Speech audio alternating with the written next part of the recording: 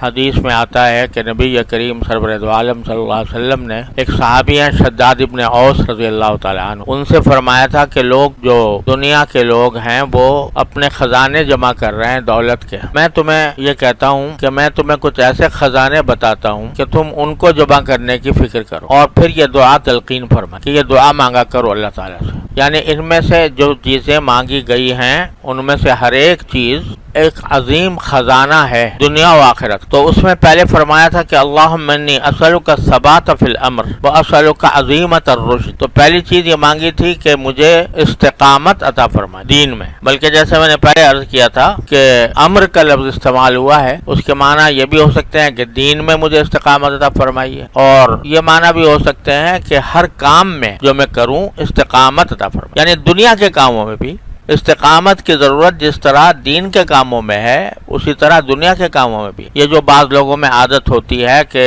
کچھ دن ایک کام کیا، پھر ایک دل اکتا گیا، دوسرا شروع کر دیا، اس سے دل اکتا گیا، تیسرا شروع کر دیا، یہ دنیا کے لحاظ سے بھی فائدہ مند نہیں ہوتا۔ دنیا کے لحاظ سے بھی فائدہ مند یہ ہے کہ یک درگیر و محکم کی، ایک دروازہ پکڑو اور مضبوطی سے پکڑو، تو پھر اس میں استقامت کے نتیجے میں پھر دنیا کے مقاصد بھی پورے ہوتے ہیں۔ اور دین میں تو ہے ہی یہ بات کہ دین میں جو عمل بھی انسان کرے یا شروع کرے تو اس پر استقامت حاصل کرے، اس پر دوام حاصل کرے۔ حضرت معاذ ابن جبل رضی اللہ تعالیٰ عنہ سے نبی کریم سرور دو عالم صلی اللہ علیہ وسلم نے ارشاد فرمایا تھا کہ اخلص دینک یکفیک العمل القلیل، اپنے دین میں اخلاص پیدا کر لو تو تھوڑا عمل بھی کافی ہو جائے گا تمہیں جنت تک پہنچانے کے لیے۔ اور یہ فرمایا قل آمنت باللہ واستقم، ایک مرتبہ یہ کہہ دو کہ میں اللہ پر ایمان لایا، پھر اس پر استقامت اختیار کر لو۔ اور نبی کریم صلی اللہ عالم صلی اللہ علیہ وسلم سے بھی قرآن کریم نے یہ فرمایا واستقم کما امرت، کہ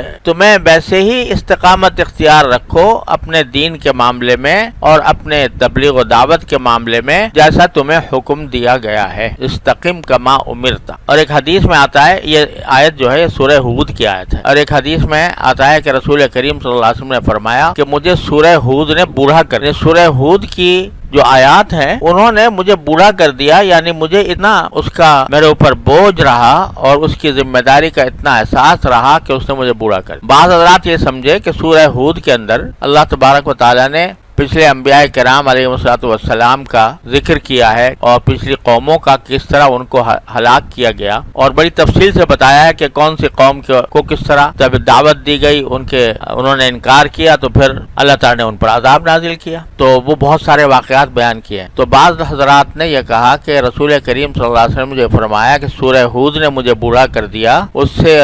کا مقصد یہ ہے کہ سورہ ہود میں جو پچھلی اقوام کا ذکر ہے کہ ان کو کس طرح عذاب دیا گیا، اس کے تصور سے میں بوڑھا ہو گیا کہ کہیں ایسا نہ ہو کہ میری امت کے اوپر بھی کوئی عذاب آ جائے۔ لیکن زیادہ تر مفسرین کا کہنا یہ ہے کہ نہیں، بلکہ یہ جو آیت ہے سورہ ہود کے اندر کہ فاستقم کما امرت، کہ جیسے تمہیں حکم دیا گیا ہے اس پر استقامت اختیار کرو۔ اب استقامت میں یہ بات بھی داخل ہے کہ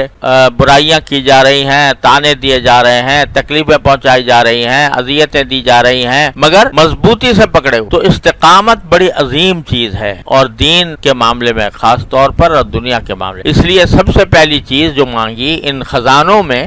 وہ خزانہ کیا ہے؟ الثبات فی الامر، کہ مجھے استقامت عطا فرما، جو کام بھی کروں استقامت کے ساتھ کروں۔ پھر دوسری چیز اسألک عظیمت الرشد، کہ میں آپ سے یہ مانگتا ہوں کہ بھلائی کے کام کے اندر مجھے عزم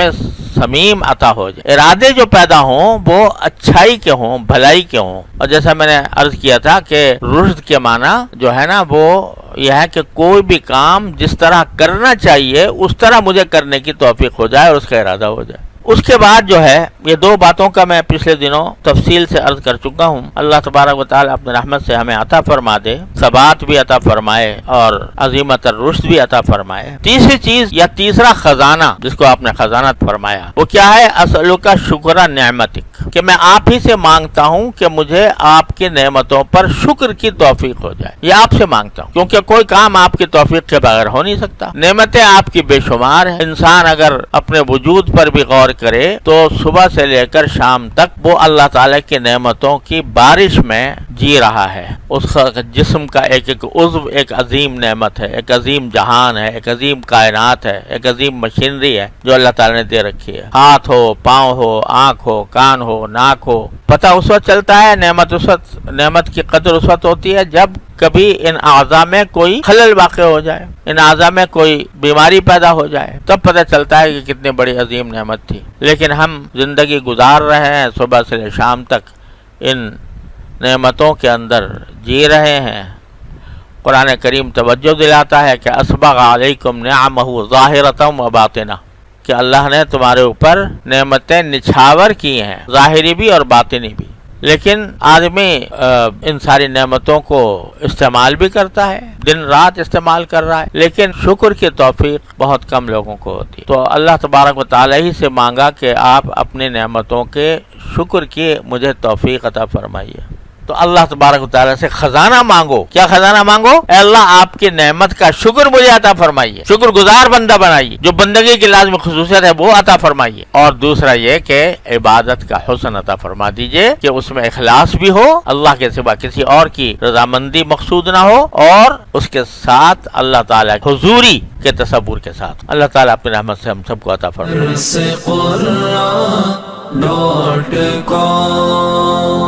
www.darsequran.com